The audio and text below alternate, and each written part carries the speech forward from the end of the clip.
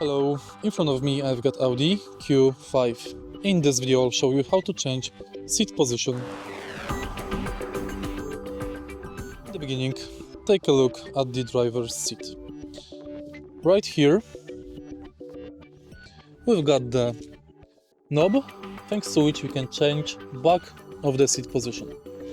Next we can find this lever, thanks to which we can lift and lower the seat.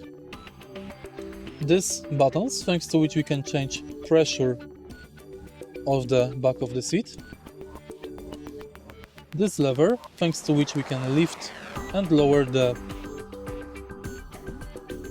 front part of the seat. And in the end we've got this lever here, thanks to which we can change distance from the steering wheel. Right here we've got also lever, thanks to which we can expand this part. And that's basically it. If you find this video helpful, please leave like, comment and subscribe.